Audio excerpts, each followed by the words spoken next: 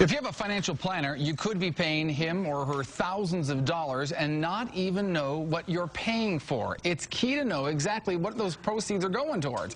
LeVitre is a certified financial planner. He has a 4-question test to see if your advisor is really up to the standards. You got 4 questions here. I'll pose the question. You tell me what the answer should be here. The first question is, is he or she a certified financial planner? Walk me through that. Yeah, this is funny because you wouldn't hire a physician, an attorney, or a CPA that hadn't passed their board exams. And a certified financial planner is a designation that you're required to take a board exam to get the designation. And what, 1 out of 13 advisors have that designation. And you take a series of courses for 2 years, and then you take a 2-day board exam, and then you get the designation. I think it's shocking when you say 1 out of 13, because I think a lot of times we just naturally assume if we have a financial advisor that they're certified and have the credentials they need. But when you realize only 1 out of 13 is a certified financial planner with those credentials, that's probably surprising to a lot of people. Yeah, out of almost 1 million advisors across the country, only about 50,000 have that designation. Okay, next question you say you need to ask is, did the advisor create a written plan for you? Which is like, hello, I don't even know what a written plan would be. Yeah, a written plan says, hey, we're going to look at your whole financial picture, your debt, your retirement, your investments, your insurance, your estate planning. After we look at all that, then we'll make recommendations as far as what investments to buy, what insurance to buy, what estate planning documents to get.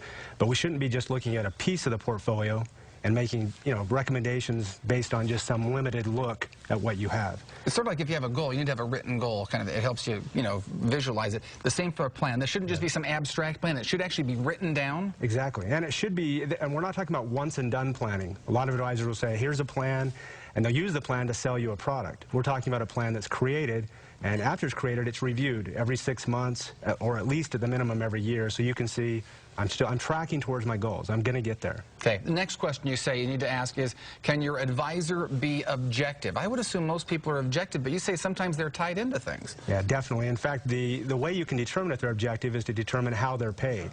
And if they're paid a commission from the products they sell, they can't be objective. So if I put $100,000 into an investment and the investment pays me a commission, guess what? I'm concerned about making the commission.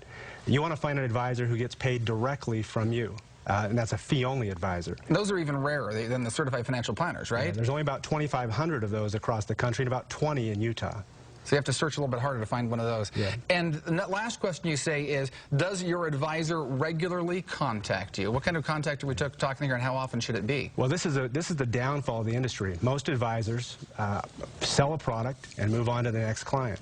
And that's wrong. If your advisor's not contacting you regularly, then they're not doing their job. And I would say regular contact would be at least every 6 months. And in fact, I would say every 6 months they should bring you in, look at your plan, update your plan, make adjustments, and do that forever.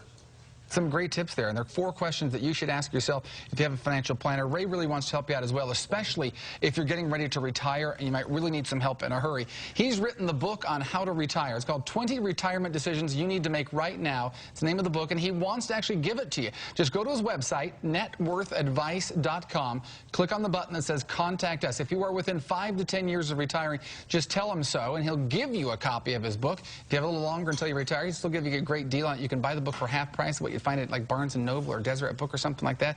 Just say you want it for half price. It'll only cost you $10. We'll be back with more on Studio 5 right after this.